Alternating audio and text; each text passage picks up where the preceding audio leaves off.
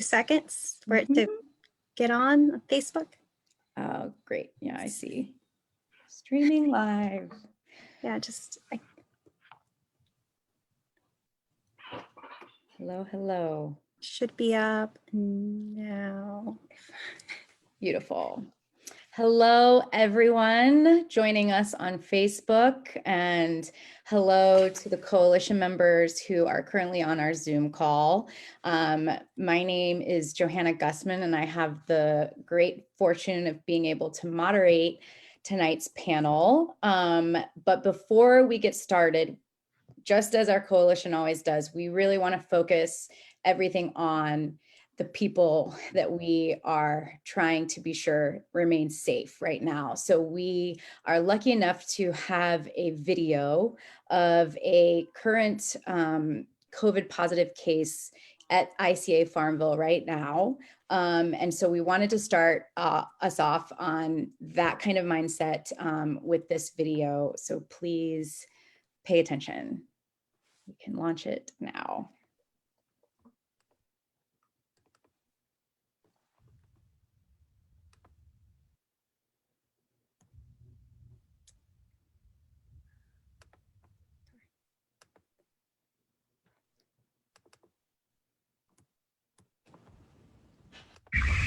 Mi nombre es Edwin García Rogel. Yo entré en Estados Unidos en el 2005. He pagado mis impuestos desde el 2012 hasta la fecha actual. Trabajo en construcción. Estoy detenido en esta detención de Farmville. Me detuvieron en diciembre 3 del 2019. Los fiscales me encontraron inocente y a 27 de febrero me dieron mi libertad. Yo estaba muy feliz porque iba a ver a mis hijos y a mi esposa, pero todo cambió cuando ellos me entregaron a migración.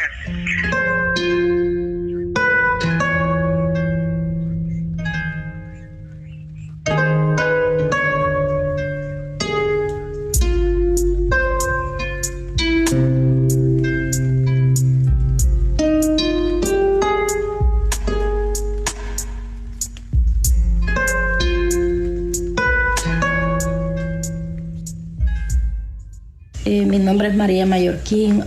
Conocí a mi esposo Edwin García desde el 2010.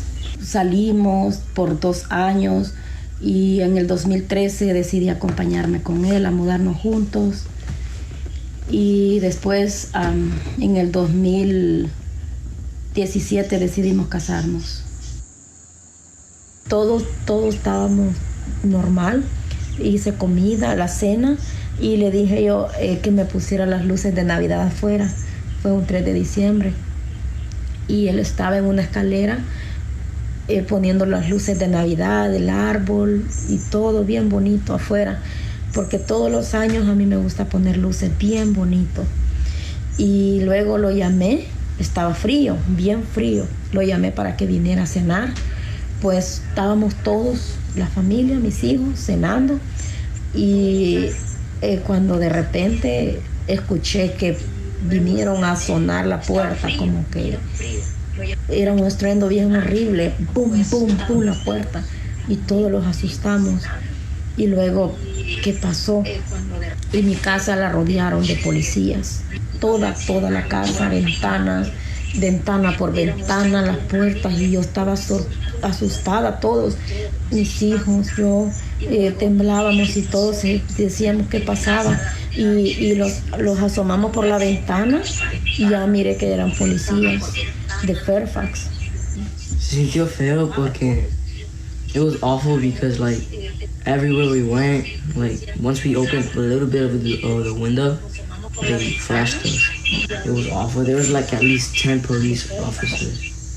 And it was awful to see them act that way to us. Lo llevaron, lo tuvieron, pasó un tiempo allí detenido hasta que se resolviera lo que había pasado.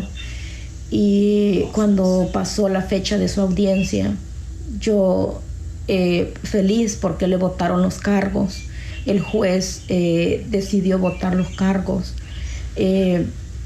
Yo feliz porque dije yo, gracias, Dios mío, yo me lo voy a poder traer, lo voy a ver después de 3 meses, desde el 3 de diciembre hasta la fecha 27 de febrero. Cuando estuve esperando desde las 10 de la mañana, que fue su audiencia, y nunca salía. Y él me llamó como a las 5 de la tarde y me dijo que estaba en migración. Y ese día fue tan duro para mí. Cuando me dijo, me llevaron a migración, me dijo. Y me dolió tanto, tanto mi corazón, porque pensé que iba a venir aquí a la casa.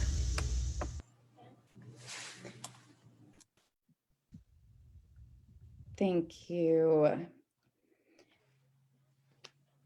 These are serious issues that we are covering tonight. As everyone knows, the coalition, the Virginia COVID-19 Justice Coalition, fights for the ability to free as many people as possible, as quickly as possible, and with full transparency. And this includes all forms of detention. And until now, we've been focused on jails and prisons. But tonight, we really wanted to highlight the issue of ICE detention, specifically the ICA Farmville. And we have with us some wonderful experts and activists that are here to help shed light on the issue and bring people along on what they can do. So I have the great fortune of being able to introduce our panel. First, we have Qasim Rashid. He is a human rights lawyer who has dedicated his life to supporting women who are survivors of domestic and sexual violence and to serving children from vulnerable communities. He is running to transform his advocacy into results for working families in Virginia's 1st District. He believes in service, leadership, compassion through action, has been involved with a lot of pro bono immigration work, especially with the Virginia Poverty Law Center. He earned his law degree from the University of Richmond School of Law and has a long track record of serving diverse communities in Virginia. He's written numerous books, had numerous interviews, and has testified before the U.S. Commission on International Religious Freedom. So we are very, very lucky to be joined by you tonight, Qasim. We also have Nick Galloway. He's an organizer with Sanctuary DMV and is as well as the hashtag FreeThemAll VA Coalition. He's also a volunteer editor with the publication Up and Up with Liberation. And I will be sharing right now specific handles for all of those wonderful things in the chat. So everyone has the ability to follow along. We also have with us, I'm unsure if LaColectiva, they are a little bit late in joining, but we also have Brenda. She is Northern Virginia born and raised and the daughter of 2 proud Bolivian immigrants. She's an evacuated Peace Corps volunteer with Longwood University and is a Longwood University alum.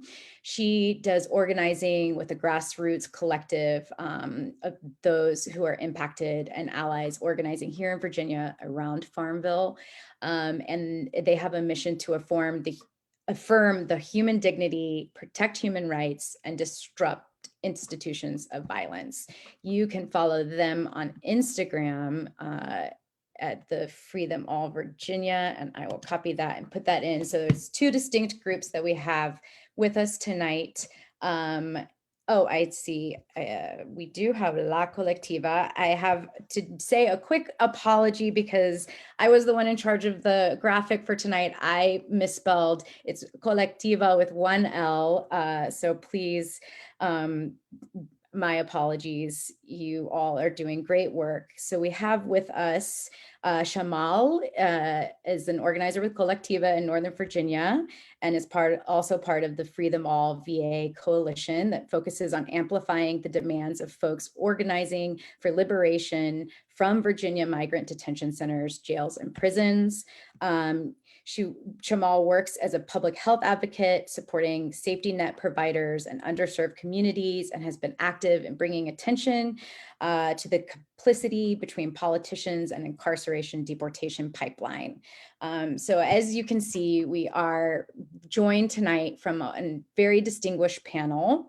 And I really want for everyone to be able to become educated on this issue. I think, ICE detention is a strange beast. And so I would like to start with Qasim. If you could share with us, maybe break down how this works at a federal level to the state level. I think there's a lot of confusion among that. And we know that you're very good at explaining things. So please take it away. Well, it's a privilege to be here. I want to thank each of you for organizing this amazing conference. I want to, thank my fellow co-panelists for taking time out, not just today, but being leaders in this space. This is one of those things that we need to have all hands on deck, because at the end of the day, when we talk about what the Constitution is, unless we act upon it, it's just empty words, and we need to act upon it. When it talks about we the people, when it talks about equal justice, these aren't just nice phrases that we can take or leave like like a buffet. These are calls to action that it becomes incumbent upon us. And I think one of the overriding messages that I really want to emphasize when we talk about immigrant rights, when we talk about immigration in general, when we talk about undocumented versus documented immigration, the Supreme Court has ruled on this, and the Constitution is clear on this, is that your documented or undocumented status has no bearing on your access to equal rights or equal justice under the Constitution. Every human being has equal justice under the Constitution, and the only qualification necessary to get equal justice under the Constitution is that you are a human being. And so, when we talk about, they're illegals, this is a very derogatory term. It's derogatory because not only is no human being illegal by virtue of our inherent dignity, we exist with a purpose and with a right, but from even a legal perspective, you're passing judgment on someone, making a decision about someone without any evidence, without any due process of law. The beauty of what our Constitution guarantees is due process of law, and that you cannot take away someone's rights until you've put them through that due process, proved beyond a shadow of a doubt that they've broken a specific law, and then held them accountable for that law. And even in that case, the person isn't illegal. That act may have been illegal according to that particular law. It doesn't make the person illegal. And so it's important that we are thoughtful and careful about the words that we use, because words have consequences. And we see examples across the world of horrific atrocities committed upon people, upon marginalized communities. We're seeing it with the Uyghurs right now in China. 3 million are in concentration camps. We're seeing it with the Rohingya in Myanmar, where they have suffered a genocide over the last 7 or 8 years with mass rape, mass displacement, mass destruction. And it all began with the dehumanization of people, with those in power refusing to lead with compassion or civility or dignity, with the slightest bit of integrity or justice, and dehumanizing and otherizing an already marginalized group. And so when you engage in that kind of rhetoric, thinking that you are somehow upholding the law or you're somehow making a statement, what you're actually doing is risking a path that we simply do not want to go down. There's been no example in history where the dehumanization of people has led to something positive. It's always led to something negative. And I bring this to the fore, not to fearmonger about some hypothetical situation, because instead I'm talking about the reality right now with child separation and the massive psychological damage done to children when they are separated from parents. It is a form of torture. And if you look at the UN definition of genocide, separating children from their parents is one definition of genocide that is accepted on an international human rights level. And that's why we need to be so careful and so thoughtful before we engage in this kind of cruel behavior. And I want to emphasize, this shouldn't be a Republican or Democrat issue. If a Democrat does it, it's wrong. If a Republican does it, it's wrong. This is a human rights issue, and we need to rise above partisan politics to accept that. The final comment I'll make about this before I hand it over to my co-panelists, because we have a lot to discuss, is I think one of the victories that we've seen here in Prince William County is the repeal of 287G. And I want to talk about that for just a second, because a lot of supporters of 287G think that this is a necessary agreement to ensure that we can enforce immigration laws. And the actual observable reality that any immigration lawyer will tell you, that anyone who studies this stuff will tell you, is that far from enforcing immigration laws, this actually has the opposite effect in terms of safety for our community. What this agreement does on several devastating fronts, let's talk about the very basic thing that it does wrong, and that is it pulls our local law enforcement away from local issues to start enforcing federal law. And not only are they not trained on federal law, but they don't have the capacity to address federal law. It also violates the sovereignty of a state or of a locality by forcing them to be accountable to federal standards of immigration that have nothing to do with a locality. So we often hear about, well, if we defund the police, then when you call 911, the cops won't show up. Well, if that's really your concern, then why aren't you concerned that we are forcing our local law enforcement to address federal issues that they don't have the training or support to enforce in the first place? So there's a double standard there. The second thing that it does is that the evidence shows that what the 287G agreement in fact did was not make the community safer, was not enforce federal laws, is that it enabled more abuse of women and children. The work I've done at the Virginia Poverty Law Center, when I support women who are survivors of domestic and sexual violence, women who are immigrants, one of the key obstacles they face is language access and legal access. And they're already in an abusive situation. They aren't aware of what their immigration status is. And it is through that misinformation that they are often intimidated and abused without any recourse, with the fear that if they go to law enforcement, they're going to be tortured, they're going to be deported, they're going to be separated from their families and children. And so you enable abusers to have an upper hand over marginalized communities.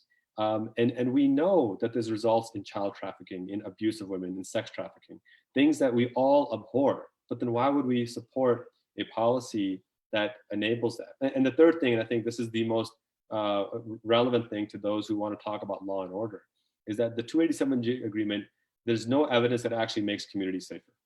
And the reason why is because you have to understand this, while there are some really painful anecdotes of undocumented immigrants committing violent crimes, and I don't think anyone has ever defended those individuals. The fact of the matter is that when you have refugees and asylees, when you have people coming to the United States escaping a horrific situation, they're coming here for a better life. No mother carries her infant child 2,000 miles by foot for the fun of it, right? They don't do it because they want to. They do it because they're forced into that situation. And we can go over the data more later on, but from asylum cases, for example, especially when those who are applying for asylum are afforded counsel, they have a 98% rate of showing up. That's because these are legitimate cases. People genuinely want to do things the right way. Our job, and this is the overriding theme that I'm going to talk about, is that our job should be, how do we enable and facilitate safe and documented immigration? We do that by leading with compassion, leading with justice, and recognizing that people are inherently good. We're the land of the free, home of the brave. We should act like it and be that shining city on the hill. And I think if we do that, not only will we live up to our true values as Americans who are fighting for equal justice, but we'll have a safer immigration system. We'll be able to reconnect families and strengthen our overall economy and community bonds. That's what I think we should be fighting for, and that's my commitment to continue to fight for. Thank you so much, Qasim. I really appreciate that overview. And yes, focusing on the issue of dehumanization, because that is definitely where a lot of trouble begins. I want to now pass it along to LaColectiva, a group that's been doing a lot. And Shamal, can you take it from? Hello. Hi, everyone. Can you hear me okay? Yes, we can hear you. Awesome. Thank you for having us. Just want to start off first, apologize. I'm not able to be on camera. Got caught in the rain out here in Virginia, but really happy to be here with all of you to discuss this important issue.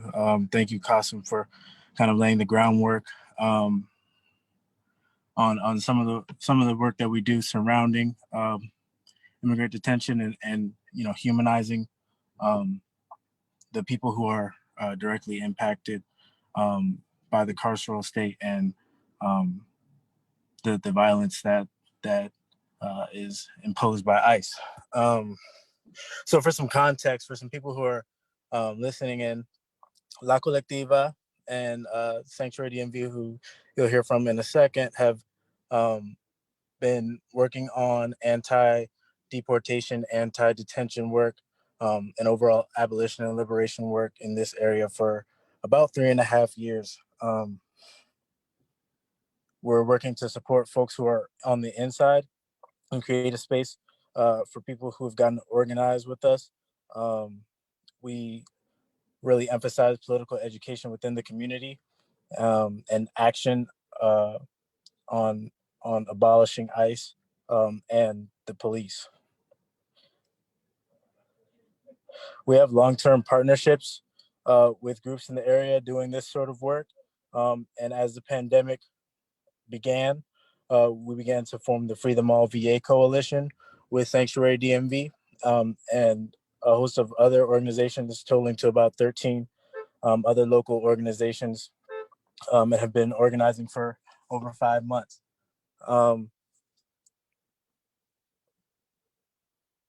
Most of our organizing has been focused on ICA Farmville, which is in the southern part of the state, and focusing on issues such as state violence, brutality, and abuse. And we've been calling out officials who have been complicit in this harm that is done to community members in these facilities. We have been partnering with organizations such as the Advancement Project to expose different issues of brutality that have happened inside of ICA Farmville from information from recently released FOIAs.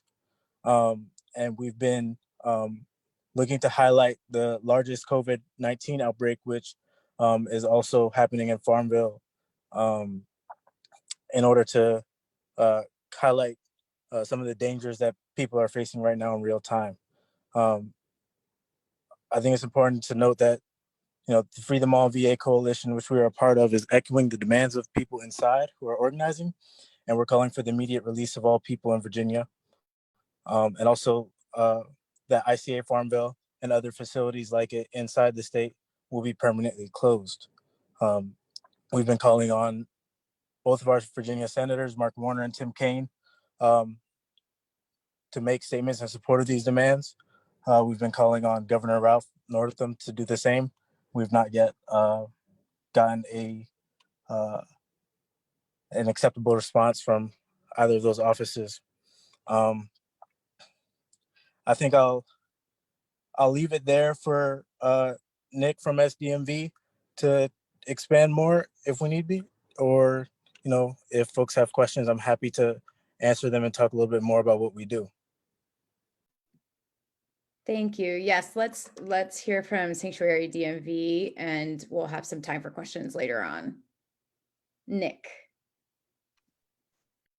Thank you so much to Joanna for organizing this panel, and thank you to all the other panelists and to the COVID Justice Coalition, and thank you to Shamal for giving that in-depth background on the organizing around ICA Farmville and Virginia detention, both before and since this pandemic has started. I think one of the key things I'll talk about is some of the nuances between different types of detention in Virginia, and just like different types of ways in which like ICE punishes people, incarcerates people, and dehumanizes them. And I think it's important to note about like the continuum, and to really hone in like two things about what's been going on since this pandemic has started, is that since March, our group, now a coalition, has been amplifying and centering directly the demands of those that have been inside ICA Farmville and Caroline. So the demands of FreeThemAll comes directly from them. And as we've seen with the slow electoral response, or I should say non-existent electoral response, it has now facilitated the largest outbreak in migrant detention in the entire country. So this is just something that is honestly like a tragedy in a lot of aspects. And the first death in the state of Virginia was in last month, of James Hill, who died in early August at the age of 72. And there have been hundreds of positive cases at Farmville and Caroline combined. So that's just something to really emphasize here, that this has been a very deliberate and intentional effort that electorally has just not been anywhere near acceptable, as Shamal put it. So to talk about some of the nuances, since I know that it can be really confusing to talk about like different types of incarceration and detention, both in Virginia and nationally, I wanted to make some distinctions between these two facilities and other types of ICE detention. So first off, the thing to note about ICA Farmville, which is the larger of the two ICE detention facilities in the state of Virginia, it is a privately run facility. ICA stands for Immigration Centers of America. And I understand Brenda's gonna talk more about that later, like the corporatism associated with that. But the key thing to note there is that they have a contract to basically run and operate this facility in Southern Virginia on behalf of ICE. So ICE pays them a certain amount of money per person per day. I believe it's around $120 per day. And the whole facility is run by this private company and staffed by this private company. It holds around 800 people on average, and has a capacity of anywhere between 1,200 to 1,700 beds. Again, the key thing to note there, that it's run by this private company. The other type of detention that's prevalent in Virginia and other parts of the country are what are called intergovernmental service agreements. So what that is, it's different than the 287G program that Qasim cited earlier, in that it's specifically a detention contract that either a sheriff's office or a county police department has with the federal government to reserve these county facilities a certain amount of beds allocated for ICE, which are then filled. And it can range from anywhere between like smaller counties in the country can save like 50 beds to Caroline Detention Center, which on average has between 200 to 300 people holding on behalf of ICE at any given time. And they are also paid around $123 per person by ICE per day for this contract. Excuse me. The key difference there being that the facility, instead of being run by either ICE or a private company, is run by a sheriff's department or county police department. Also noting that with Caroline specifically, this is to note is that it's actually in the district, Virginia District 1, that Qasim is running for. And Whitman, the current representative there, I should note, is as far as I know, latest information in support of ICE detention and intergovernmental service agreements. The third type of detention, which is rare, is like ICE building its own facility, which is not very typical and not present in the state of Virginia. So typically when we're talking about ICE detention, we're either talking about a privately run company such as Immigration Centers of America that's built its own facility and houses and staffs it on their own, and this local contract between a local government and the federal government to reserve a certain amount of beds in their county facility for ICE. And I believe that is the gist of what I had wanted to say, other than the fact that I'll just add one more thing. ICA is expanding, and in my home state, Maryland, they've actually been on the prowl trying to build on the Eastern Shore in Maryland. So it's very, very key that that we keep a strong opposition to any form of private detention, and especially keep an eye on ICA, but also to not lose sight of intergovernmental service agreements, which are just as dehumanizing and just as evil. Wow, thank you, Nick. That was super informative. And even as a human rights lawyer, I learned new things from this as well. So I also want to make sure that we highlight the Up and Up Liberation. You guys just did a great kind of long form article that goes deeper into the certain injustices. We'll definitely make sure to talk about that, but I just wanted to make sure that everyone had the link. And finally, our last panelist, we have Brenda, who is going to talk a little bit more about some of the, insidious connections between ICA Farmville and what's going on. Brenda, take it away. Hi, Joanna. I just want to say thank you again for the invitation, and to my other panelists. It's an honor being here. So our group, like Joanna introduced, it's a grassroots collective. It's fairly new. It's mainly around the voices of the families that have been left behind when ICE has come in and taken one of our family members along with allies to organize. And the main directive that we've looked at is how do we stop this? How do we stop another family? The video that we saw in the beginning is one of our organizers, Maria, and her family, who speaks about humanizing this idea of the illegal that you so eloquently talked about at the beginning. I've listened to your TED Talk about how damaging it is to speak of people in this way. So what we've started targeting is creating a space where we can tell these stories that gives a face, that gives an identity to them, instead of just being illegals and undocumented, immediately trying to fight back, like all the media that's covering and playing it like it's a token issue, even regarding DACA. So what we ended up coming along with is trying to focus on the people over profit, and seeing, like Nick mentioned, the Immigration Centers of America is completely privatized. So when we were looking into it, we had a first protest outside of ICA Farmville after the news broke about the 90% COVID positive cases. And, it's shocking that it took that now at 97% COVID positive cases for people to look at the dehumanizing conditions that people are living in there. This isn't new. And Sanctuary did a great job in showing the timeline on the dates of the just complete negligence of human life, little respect to seeing who these people really are. So talking about the privatization, which I think specifically in Virginia needs to be addressed for there to be any sort of resolution to what's going on. So in ICA, the town of Farmville actually holds the main contract with federal officials to house detained immigrants. But the detention is operated by the private company, Immigration Centers of America, who owns the land and the building in the town of Farmville.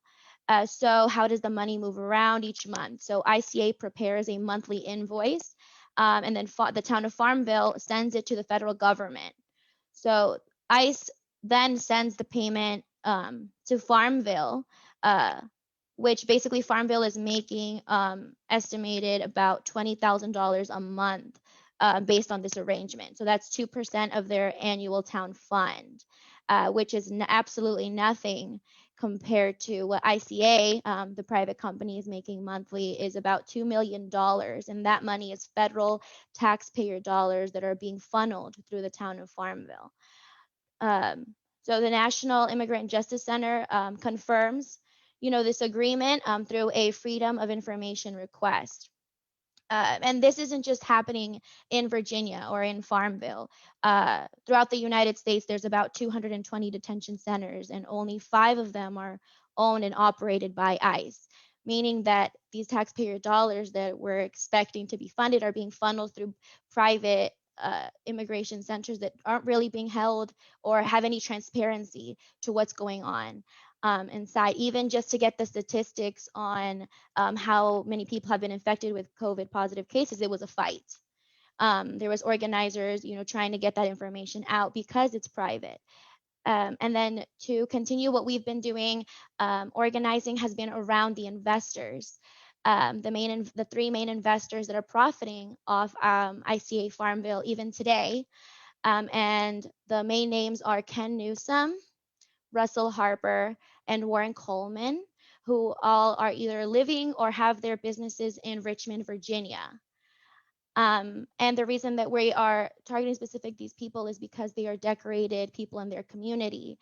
Ken Newsom is the president of AMF Bakery and the CEO of the Markle Food Group. And Russell Harper has Harper Associates in Richmond, Virginia, who actively speak about donating to social justice causes, but have completely left a blank eye, have not even addressed the situation in Farmville regarding the COVID outbreak. And when questioned about it, they immediately say, oh, well, we don't control the operations. We're just investors, spokespersons.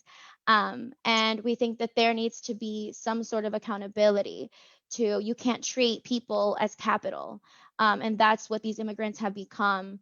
They've become part of this system of privatization and just completely forgotten. So like the stories like we heard at the beginning of this live are just ignored. So that's what our organization is trying to focus on, is providing the space where, who we've been left behind, and the families and people that are still in detention in ICA and Caroline, a space to speak about what their name is, who they are, why they're here, how long they've been here, and also demand accountability to these people profiting off of it, and have those funds reallocated to help the people that they've traumatized in these detention centers.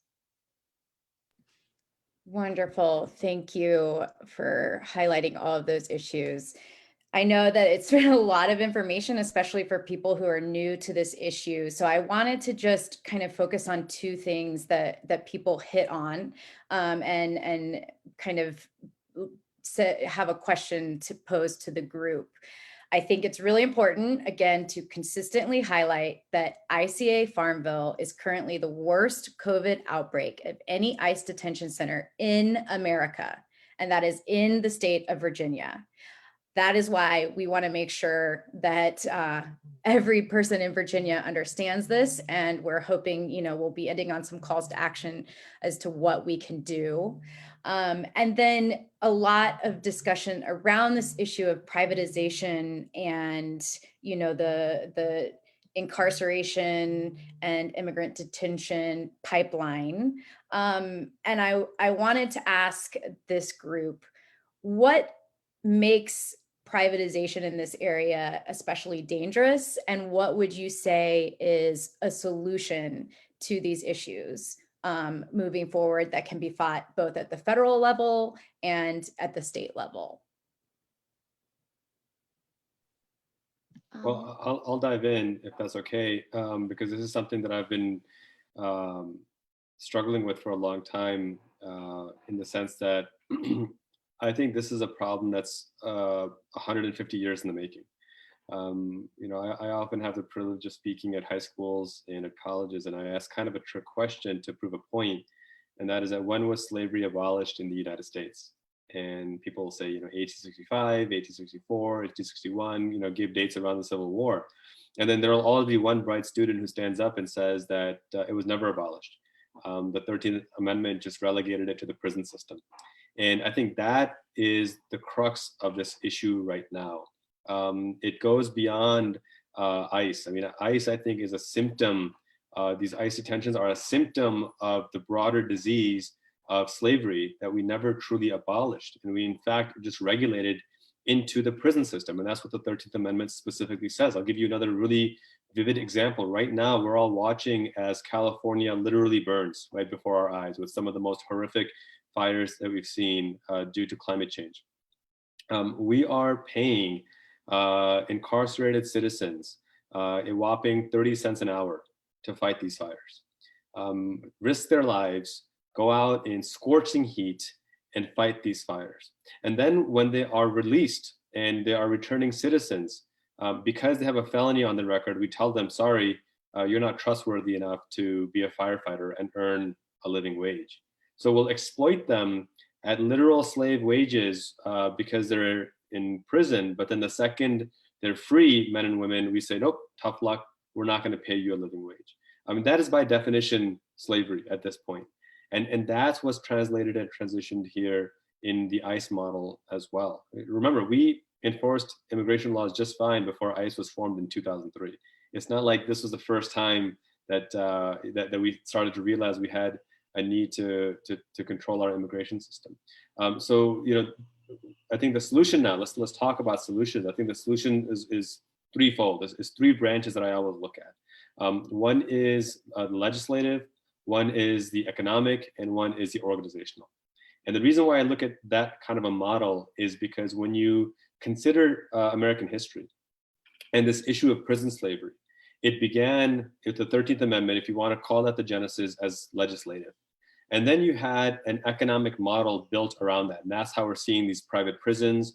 We're seeing the incentivization of incarcerating Black and brown communities, the war on drugs, the war on poverty, the Jim Crow era.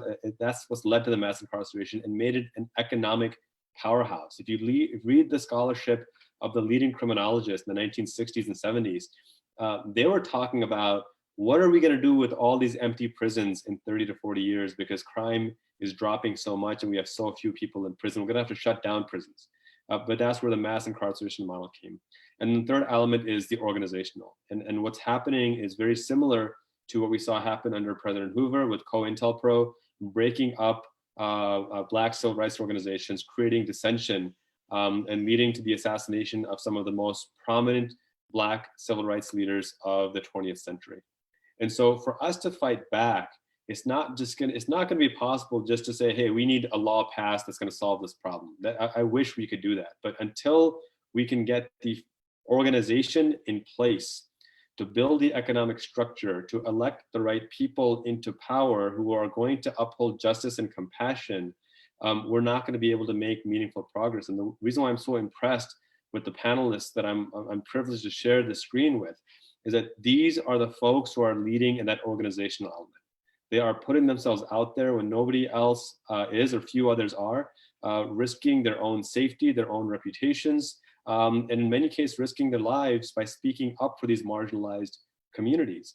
But this is how we ignite that change. And what I'll add is that it's easy to get frustrated and not see progress fast enough. But we have to remember, it took 150 years, generational injustice for us to get to this point. It's not going to be like a Thanos snap of the finger and we're back to normal. That doesn't mean that we tolerate it taking a long time. That means we work diligently. But it more importantly, in my book, means that we recognize it will take time to bring about that generational change. But if we organize and rally behind the right leaders, we can bring about that change in a much more effective manner to get to that ultimate legislative solution. I think that has to be the ultimate solution. And that can happen on a federal level. It can also happen on a state level. And I think we're seeing some really good progress happening here on the state level that needs to continue. Thank you so much. Anyone else? So I think great points. I definitely think that organizing is vital around, just you can't, it's like the media has perplexed this idea that it's easy to dehumanize people once you start breaking them down as criminals, exactly how you're speaking about the mass incarceration rate. But there have been states that have completely banned private detention facilities, like the California statute legislature and Illinois. So Virginia could just as well do the same thing, specifically ban any privatization of detention facilities in Virginia. And I think that would be the first step, that we start a conversation there. Because it is very clearly a conflict of interest, when even, quoting Lyle Bolins, from an ICE official, in ICA Farmville, saying that more detainees means more overall revenue coming in. That type of rhetoric when you're talking about the people's lives, and, especially with the work that we've been doing for FreeThemAll Virginia, we're sitting down hearing, family after family that isn't strangers to us. The reason we organize is because these are neighbors. These are people we grew up with. These are our teachers. These are people in our local churches that are finally being like, hey, like, I know you're kind of talking about this. My family is in detention. My family just got back and they've never been the same since being in detention. So, waiting for too long is also, having, we all know that ICE is this big monster that, like you said, has been a long time to be broken again and again and again. But continuing to wait when, something as just completely banning the privatization of detention facilities is putting the complete trauma and continuing to trauma people that are in Virginia, in our communities, people that are business owners, people that have no criminal history, people that are afraid to drive over the speed limit for getting pulled over because we can't trust police. Just on August 13th in Prince William County, even after the 287G, they still took Luis Valdez, that was while they were pulled over with his partner, claiming to be police and not even knowing they were ICE. And this was just recently, and now he's in Carolina Detention Center, where the family is, again, overwhelmed.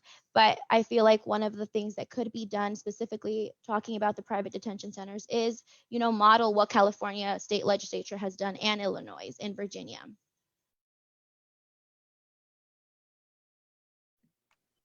Thank you. Shamal or Nick? Yeah. Thank you both. I think that was very well put. I think there is things that we can do to fight the dehumanization that comes with, like the privatization of detention, and what that is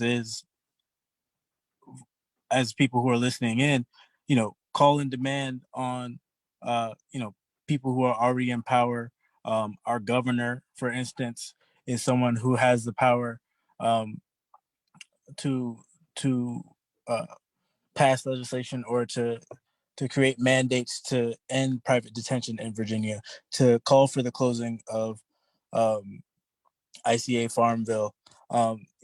Just on the grounds alone that it failed to pass any sort of safety or health standards in the latest inspection, which led to this, largest COVID outbreak in the country. As Qasim mentioned earlier, the privatization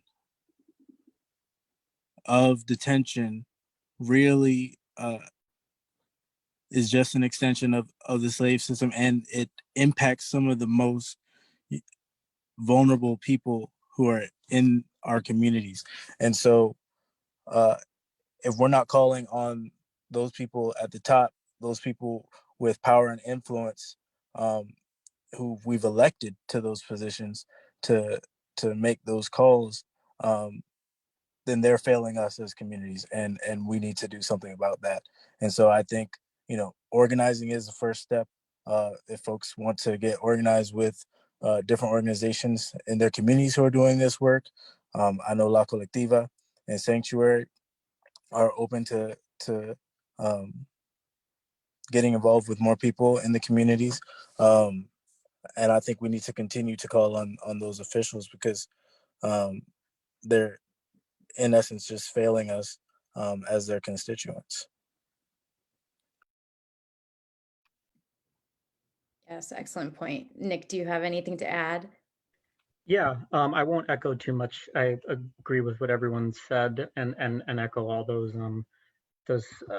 points. Something I guess I'll add about one of the more insidious things about the concept of a private detention center, that is overlooked in a lot of instances, is the way that they're able to like build these like private empires of detention. Very often what they will do is present it to economically vulnerable or economically struggling towns, often in like rural areas that were hit hard by, you saw a big expansion of it after the 2008 recession. There was a need for cash and a need for infrastructure as so many jobs were flying away and so many industries were shuttering. ICA companies like ICA and lobbying firms such as like Cornerstone or Geo Group, they will prey upon these economically vulnerable towns in places like Farmville, or in Maryland's case, the town of Sudlersville, which has been the citizens of Sudlersville have been fighting this courting of ICA, of their town commissioners, for the better part of a year now, as they have been in this economically vulnerable position, and this is something that's unfolding in real time. So that's something that's particularly dangerous about privatization, especially considering how COVID-19 is having devastating economic effects that are potentially, or in some cases already, worse than the effects of the recession. So that is something to really hammer in there. And then to just hammer in the call to action. It is definitely within the purview of Northam and the state health department to order these types of facilities closed through executive order, and declare them in violation of public health, which they most certainly are under any humanist definition or legal definition. Honestly, I'm not a lawyer, but that's my opinion. Excuse me. And it's also within the purview of the federal government as well, but a little less influence for everyday folks to have over that. And then in the long term, legislation, as Brenda mentioned, is definitely something that needs to be put into like permanently ban not only just private detention, but also intergovernmental service agreements. In Maryland, there was a bill last session introduced to do just that. It would phase out existing IGSA, such as Caroline Detention Center, and permanently ban the possibility of private detention centers being built. So that's my sense. Thank you. Yes, I really appreciate how you guys framed it, Qasim, and really the economics of this. And how it just worsens everything. You know, one of the things our coalition is all likewise demanding of Governor Northam, Brian Moran, people, connected with power on this, and awaiting answers as well. Listen to us. But one thing I'd like to see this framed in too is how, as activists and organizers, do you think COVID as a global pandemic and as an issue of an outbreak, how do you see that changing the discussion, if at all? And, if you were to make public health arguments, what do you think you can spread as insiders for all of the rest of us organizers to make sure to amplify? Well, one of the things that I've prioritized even in this run for Congress is taking the work I've done as a human rights lawyer. And Johanna, this as a human rights lawyer, there's no political party for human rights law. And if there was, we'd be in a lot of trouble because I don't think any one party is perfect. When you look at international human rights law, especially, if you fall into the trap of listening to only one side of the party or the other party, you're going to do an injustice. And that's why it's important to take a holistic approach to these things. And so one of the things that I've been prioritizing, and I say this as a Democrat, right? I mean, I'm not trying to bash my own party by any stretch, but I say it to be honest and say that we need to uphold justice as a supreme standard. And when your party is upholding justice, then yes, fight for your party. But when it's not, then you need to redirect your party. Otherwise, you get what you're seeing happening with the White House right now, where this man, we're finding out today, again, as if we didn't already know, lied about COVID, knew full well how deadly this was, not just for senior citizens, but for young people as well, knew how quickly it spread through the air, knew that his fatality rate was 5%, not less than 1%, and still we have a party around him that continues to enable him to lead with this injustice, which is a disgrace. And so within the first district, what I've made it a priority is to contact every single elected official, Republican, Democrat, or independent, and just have a very candid conversation. And when it comes to releasing people from prison, that's the ask I've made of every single Commonwealth attorney in the first district. That, especially folks who are near the end of their term, who have a nonviolent record, who are maybe there on a technicality. And, I'm proud to say that for the most part, we've gotten pretty good responses from Democrats and Republicans alike. It becomes easy to, label all of one group as bad or evil. That's, I think, a little bit lazy. I try to make sure that despite what's happening on a national scale, or what the conventional brand is, I try to have conversations and meet people where they are on an individual level. And I want to emphasize, it's not always easy. It can be frustrating, and you're putting yourself out there on a limb because you're going to get burned as well. And that's just a reality of it. But in my conversations and the sheriffs that I've spoken with, who consistently oppose, by the way, the 287G agreement, the Commonwealth attorneys that I've spoken with, who also consistently oppose it because they don't want people meddling with their stuff, and they want to have, authority over their own counties. There's been a consistent positive reaction to say, yeah, this is a public health risk.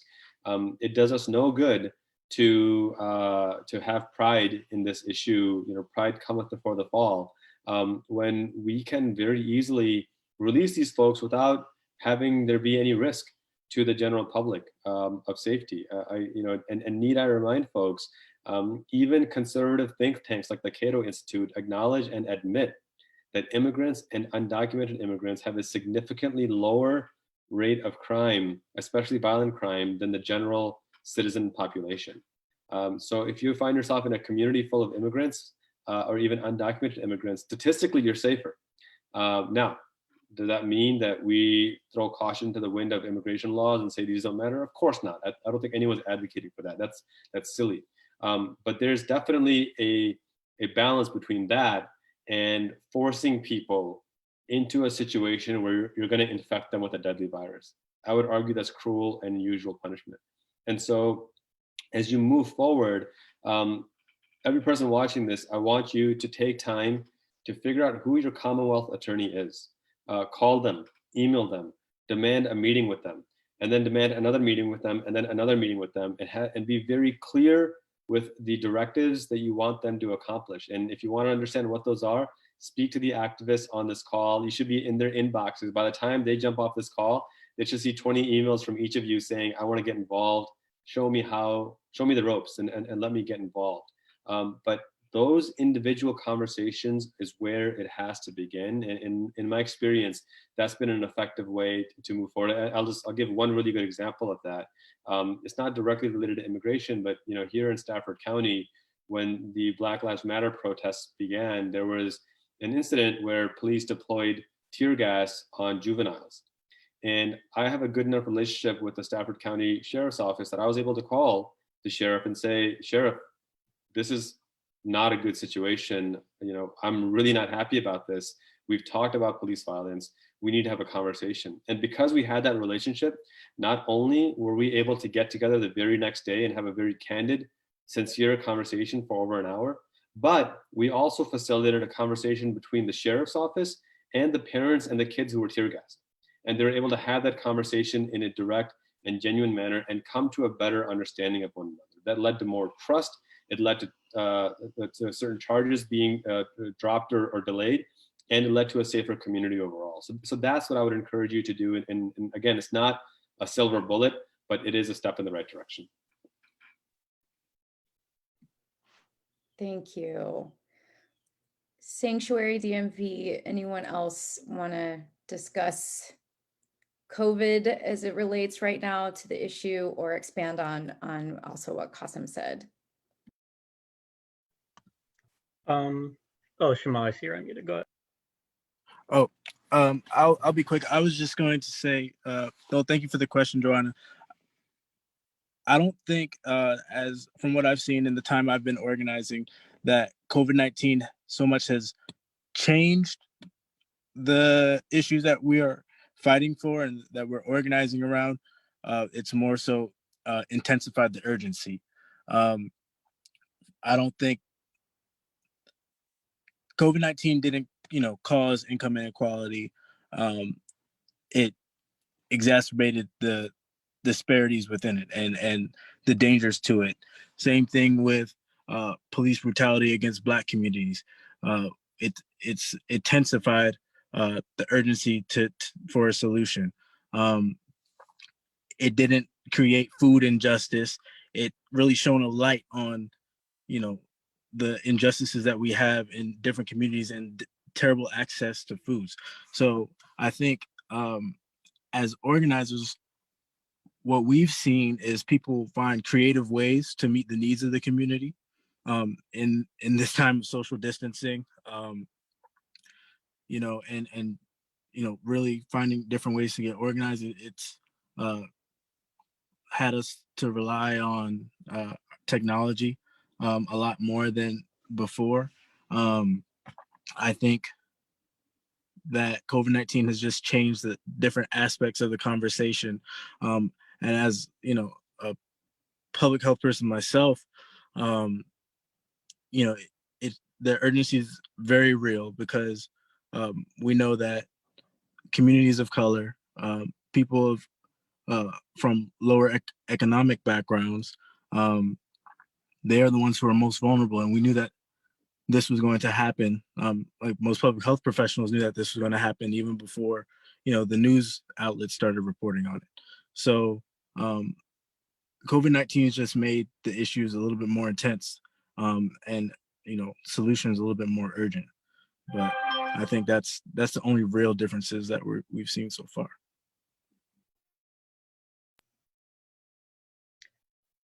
Yeah, I would echo Shima in that there is definitely, at least over the past 6 months in this country, just a really intense kind of I call it a microcosm that COVID-19 has kind of brought to the front. That's really like putting a giant spotlight on these various social inequities as it not only relates to the distribution of the virus, but has also made it so that all of these other issues have been coming to the forefront, such as racial justice, police violence, economic violence, food injustice, etc., economic insecurity, and all of those things. And I think that the greater impact, at least in terms of detention organizing, I think there is a greater perception to the more radical end of the spectrum in that regard, because as Shmal noted, a lot of these things that have transpired over the past 6 months were predicted way ahead of time, and as we noted earlier in this call, the demands of those detained in these facilities and also facilities across the country has been from the beginning, free them all. That this COVID outbreak is going to ravage prisons, jails, and detention facilities all across this country, and that is exactly what has happened. Whether or not the news media is paying attention or not, it's devastating in so many places, and Virginia, number one in terms of migrant detention anyway. So I think that considering this moment and what has happened there, it's shining a light on the abuses, the lack of care, and the total institutional disregard for the lives of those detained. And it also notes that those directly impacted know what they're talking about. They predicted this from the get-go and have been demanding this from the inception of this pandemic. So in that regard, I think that there's more of a potential for like a radicalization to a more abolitionist perspective, a prison, jail, and police abolitionist perspective that Sanctuary DMV and LaColectiva uphold. So that's the in short what I think about the potential, what's been going on with COVID-19. Yes, thank you for those. Our coalition has adopted, nobody was sentenced to die. And in a pandemic, we're putting people right in that pathway. And yeah, you can't socially distance in these types of facilities. So I think, yeah, the inhumanity of some of this is definitely come under the microscope where it otherwise wouldn't. Brenda, do you have something to add? Yeah, I definitely think that COVID-19 kind of just showed also how even our state representatives respond to issues regarding ICE. For example, their response was to deploy doctors, which seemed like a very band-aid type of response to something that has been long time broken. And it just shows too that it continues to ignore the real issues in this facility, which are not just now that the COVID, the increase of COVID cases, like Sanctuary outlined many times, there's been a measles outbreak before as well. The food quality is extremely difficult, even when people detained in Farmville ICA protested because of the fear of catching COVID. They were put into solitary confinement. They were tear gassed. It's just the fact that we continue to paint these people as just this, like a political issue. Like you said many times, it shouldn't be a political issue, it's a human rights issue. But I think that COVID-19 definitely showed that when it's out in the public, that when these injustices are now covered by news, their response is, okay, deploy doctors. That this isn't just even after COVID. It's these issues that have already been in these privatization facilities don't just go away. They're still, now they're not at the forefront. So I think what COVID-19 has done in regard to detention centers is bring the light to what's already been going on, which I think is important for people, just tuning in into this live, that while now we are, having this space and talking about ICE and talking about what their terrorism is in our communities and who is being held in these detention centers, which now living in Trump's America, only 2/3 of the people in detention have a criminal history other than just being in the country undocumented. Like that's what's not being talked about. It's once you go into the detention centers, someone that's never been in any police custody or hasn't even been, in contact with police in their country are completely stripped away of any communication outside. Most people don't know that, in detention, you don't have a right to a bond. You can try to get one, and the ones that do are extremely high. And just completely lost in the biggest fear. Just speaking from the organizing that we've done in our space, the people that we talk and our organizers, they will always say, I'm not scared of anything, but I'm scared of immigration. And that's what I think needs to be talked about, is that this isn't just, because of COVID. This is a fear that's been living in our communities for far too long. And COVID has, put a light on it. And now that news people are talking about that it's being covered, now these families feel empowered, strong enough to be, hey, like you took my parents away when I was a child and I grew up and I'm here.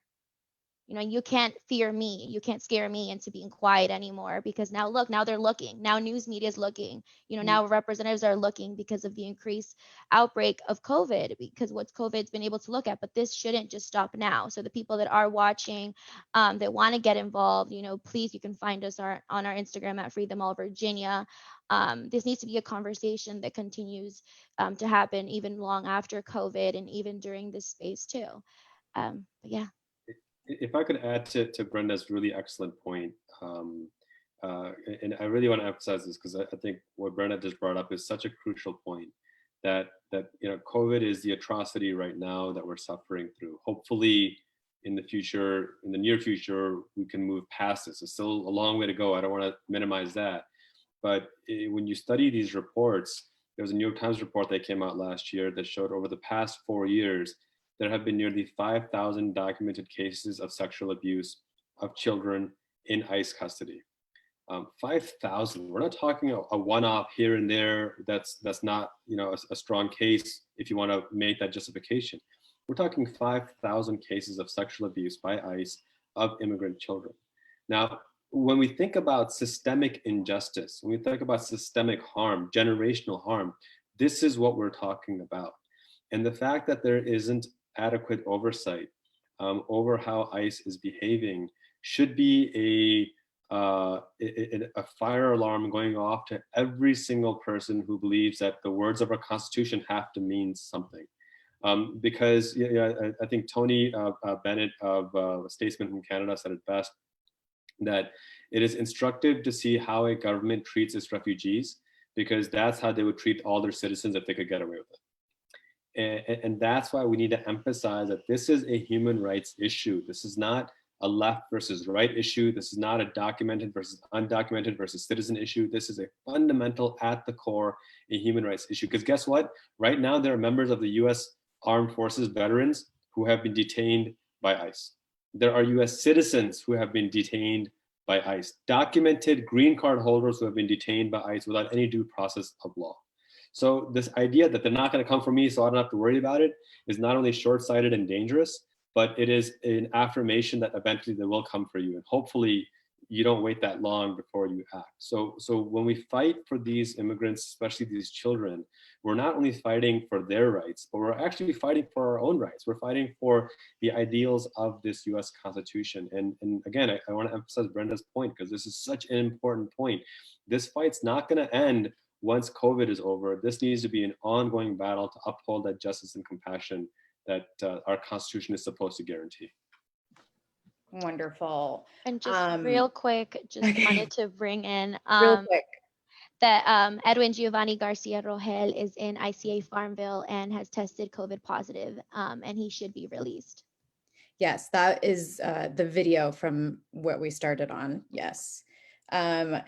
So I want to make sure we have some time for the questions that we're receiving on Facebook. Not surprisingly, a lot of them are directed toward Qasim, but I think the second part of this question, the whole panel can answer, and then we'll jump right into the calls to action. But this comes from John Bateman. Does Qasim see a potential immigration reform bill addressing the privatization issue? And how would you envision ICE's role if reformed? Or should it just be abolished? I think John is asking the right question. When we talk about reform, it has to be systemic reform. See, I still see ICE as a symptom of the broader issue that I mentioned earlier about having prison slavery. I think that's a broader issue. Let's say you get rid of ICE, hypothetically speaking. Until you address this core issue of prison slavery, you're going to have another agency committing those same kinds of unjust acts as well. Customs and Border Patrol also has thousands of cases of sexual abuse of children. What are we going to do about that? I mean, and so that's where the broader sense of accountability. So yes, I would absolutely support federal legislation banning private prisons. And I think I would go a step further to introduce, if necessary, a constitutional amendment to abolish this idea of prison slavery, this protection of prison slavery. It's contrary, it's antithetical to the equal justice promise in our Constitution. It doesn't make us safer, because what it ultimately does is that it doesn't stress reform and rehabilitation, it stresses revenge and retribution. And so when you compare our recidivism rates, which is the rate of people being sent to prison again after being released, we're one of the highest in the developed world. As a matter of fact, at 5% of the world's population, we hold 25% of the world's prison population. Think about that. We have more folks in prison than China, which is a communist dictatorship and has over 1 billion people. More Americans are in prison. That doesn't make good sense. Now, the Uyghur Muslim issue, that's a genocide is a very different issue. I don't want to ignore that. That genocide is, of course, horrific. But when speaking of the overriding issues that John is talking about, we need to fundamentally reform the way we look at criminal justice. And that's going to begin, in my view, by reevaluating the 13th Amendment, making sure we're removing this prison slavery clause. Once we can do that, and I'm a full supporter of doing that legislatively or even with a constitutional amendment, then we'll be able to address these issues with CBP and ICE. But until then, I want to be careful not to just focus on the symptom and ignore the root cause that we need to address. Wonderful. Yes, opening it up to the rest of the panel, what do you see as ICE reform, or I know Nick and Shamal, you were talking about abolishing. Can you just maybe say a little bit more on that as the question posed?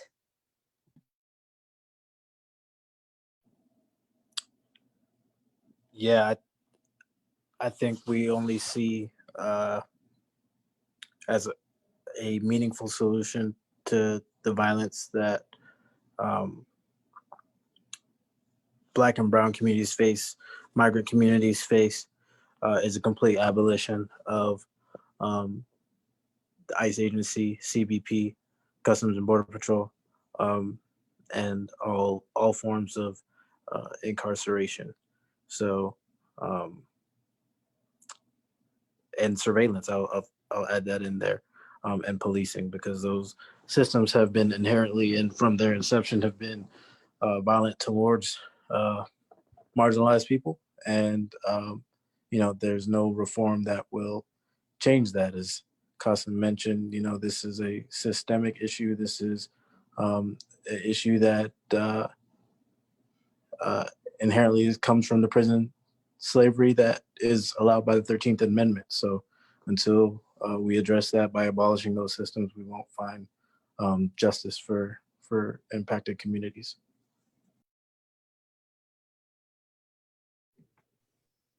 Wonderful. Okay, Nick, do you want to say, I just have one more question from Facebook.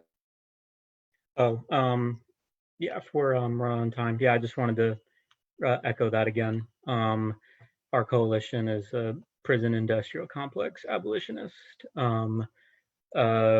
We feel that the system of not only DHS, the DHS apparatus, but also just the entire prison industrial complex is inherently violent, and that there's a moral imperative to abolish it and institute a system of that's rooted in safety and care as first, rather than punishment and violence. Wonderful. This next question is also posed to Qasim. If you won, what would you do about the Caroline ICE facility located in CD1? And how do you envision dealing with things happening in your own district? Hopefully when we win. I think for me, this is just an extension of the work that I've been doing in human rights law, in immigration law. And for me, that's coalition building.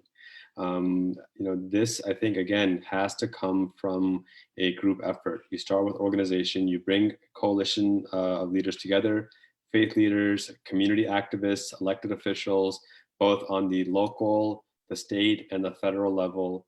We pool our resources and our influence, and we try to bring about change to uphold justice through dialogue, through exerting public pressure in the way our First Amendment encourages us to, right? The right to peacefully protest. And if we can make that happen in a way where we bring about true and meaningful change, maybe by having local ordinances be changed to shut down the facility, great. If we need to go and create influence on a state level, maybe that's the answer. But if we need to bring it to the federal level, you have my commitment to do so. It's part of our platform to end the private prison industrial complex. I mean, that's a non-negotiable for us. We need to end this. It's a violation of basic human rights. But it's going to, again, what I said earlier, organizational, economic, and legislative. And so we need to build that organizational capacity. We're already doing that right now. So for those who are interested and passionate about this subject matter, get involved. Help us win this thing on November 3rd. This is not about me in the least bit, but about a vision and a compassionate, a referendum of the kind of nation we want. And I believe it's one based on justice. So if we can build that coalition now, it will be that much stronger once we're elected and able to continue the work that we need to do to restore justice in this country. I love that. So I want, because we have several coalitions on this call and things, we always like to end on calls to action. and what exactly can our members do to support the work that everyone is doing. Qasim, I will leave, you'll be the end one. It is a nonpartisan issue voting, so maybe if you could go over that at the end. But you know, I know each of you are working on specifics for the work you're doing right now. So please use this remaining time to enlighten us and share what we can actually do to help solve this issue.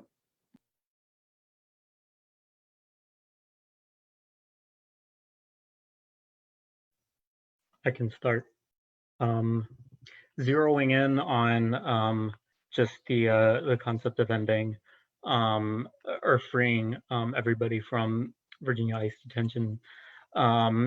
There's a lot of power in making sure that there's pressure put on the people who currently have the authority to do something about it. So typically we've been targeting Senator Mark Warner, who's been a consistent target of our outreach and our pressure to either mandate an inspection of the ICE facilities or to mandate that ICE cease operations in the state of Virginia. We've also been targeting Governor Ralph Northam, who has the authority to declare these facilities a threat to public health via the Virginia Department of Health through executive order. So Northam does have the power to empty these facilities. So that should be somebody on your S-word list, as well as Mark Warner. Also, Attorney General, I believe last name Herring, also has the authority to order the release of these facilities and also other facilities in the state as well. And yeah, the link there has action steps and action guidelines that one can take. And I guess it can be put in the Facebook chat too. But those are big targets. In the past, we've also targeted certain ICE officials as well. But the Governor, Warner, and the Attorney General have been critical foci of our campaigns. Brenda. So we have specific calls to actions on our Instagram account. We have a power map explaining to people who just vary how the DHS, how it's all broken down to the private sector, which is Immigration Centers of America, and how they're connected to the investors, and then how the investors' money is being distributed to organizations that we know and trust. And our focus again is on holding, changing the culture around this conversation about allowing, being comfortable with the detention of immigrants, being comfortable with the way they're treated. It starts with starting to humanize this idea. So how do we do that? We start holding the organizations that are taking the money from these trauma, from caging people, from treating people like capital. Is we have a call sheet and a script that outlines people how to take action with Ken Newsom, Warren Coleman, and Russell Harper on our page, as well as you can support families that have their main breadwinner in detention right now or a partner in detention. We are behind the Devuélveme Edwin campaign, which is the video that you saw at the beginning, as well as the Let Luis Go campaign. You can find that on Facebook as well, which is a couple that was taken in Prince William County on August 13th. And just continue to follow our Instagram account for further actions. Please feel free to message to get involved. We have our link tree with all of our action items as well. And just thank you again for this space, and for everyone who's listening. Thank you for listening. And yeah, it's going to take all of us to finally be free of fear in our communities. Thank you. I have popped all of those links in the chat, and we also have people who are posting it to Facebook as well.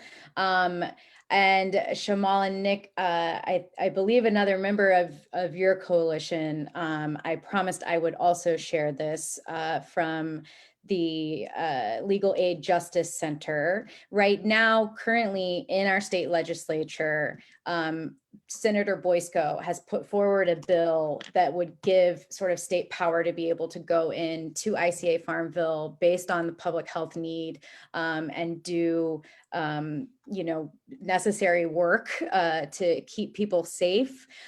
So everyone on this call, everyone watching on Facebook, please get in touch with your state senator and ask them to support SB 5017. The link that I dropped for the Justice for All is a wonderful one that will just directly connect you to your senator with exactly what to say with an email that you can do it in. This is literally what we can do right now in our state to help people who need their human rights to be seen and heard. And so with that, Qasim, can I just plug one more thing? Sure, I'm sorry, I yeah. don't mean to interrupt. Sure. I agree with everything Nick and Brenda said. I would just like to add and plug the Collective Liberation Fund, or the FreeThemAll VA Fund, that you all can find at LaColectiva.org/liberation. That goes to supporting families and members who are detained and who are directly impacted. So I'll leave it there, and go to LaColectiva.org/ICA Farmville to see a lot of the information from the release FOIAs, so you can educate yourself as to what's going on in your communities. But thank you. Thank you, Shamal. Yes, everything is in the chat and on Facebook. And Qasim, I will pass it over to you. We cannot tell people who to vote for, but voting itself is nonpartisan. So please take it away with spreading the good word. Well, thank you. Well, I can ask people to vote for me. That's just me saying it of my own accord. But let me hit you with a couple of important dates that I want you all to keep focus on. One is that Virginia allows early voting starting September 18th in person. So if you're already registered, you can go to your local registrar's office and vote in person starting September 18th. I highly encourage you to do that. Wear your face mask, of course. Bring your family, your friends, and go vote on September 18th. And then spend the next 45 days lovingly harassing the rest of your family and friends to make sure they vote as well. The second critical date is October 13th. That is the voting registration deadline. That's the last day that you can register to vote if you aren't already registered. And remember, there's about a 5-day gap from when you register to when you can actually vote. So if you're expecting to vote same day you register, that's a bad plan. It's not going to work. Make sure you register in advance. And then the final date that I want to emphasize, I think is November 1st, if I'm not mistaken, is the last day you can vote absentee in person. After that, you have to vote on election day. If you're going to mail, say that again? October 31st. October 31st, thanks for that correction. It's the last day, so don't sleep on that. And if you're going to mail in your ballot, one, contrary to what the president has repeatedly misrepresented, it is perfectly safe to do so. And in fact, the governor and the Democratic House and Senate have passed some really strong pieces of legislation to strengthen that. But give yourself at least 2 weeks. Don't mail it in on October 28th. Mail it in no later than October 20th. Give it enough time to make sure you get there. But the ideal thing is to vote early and vote only once, because voting twice is illegal. So you don't want to do that either. I put the link into the chat. If we could share that, vote.elections.virginia.gov/voter information. It's kind of a long link, but if we can share that. And that's the underlying message. We have, and this is the last point I'll make. This is I think a really critical point that I want to emphasize and leave you with. We have enough critical mass of voters who are thoughtful and compassionate and recognize that this is a human rights issue. We need to uphold justice and lead with that justice. The question is, are we going to get the votes out there? There was a time where we didn't have the votes, where no matter if every single one of us voted, it wouldn't have been enough. That time is long gone. We are now at a point where we control our own destiny. That's a powerful thing that I want you to embrace and make sure that you infuse in every single person you speak with, that we control our own destiny, especially young people watching this between the ages of 18 and 29. If you vote at the same rate as your grandparents, we can flip every single election in this country. So go out, use that power to vote, and lovingly harass the rest of your family and friends to vote as well. Lovingly, but make sure you get them to vote. Wonderful. Thank you all so much for joining us. We are so happy to amplify this message, and we will definitely be following up. Thank you so much for your time. Take care. Thank you. Thank you.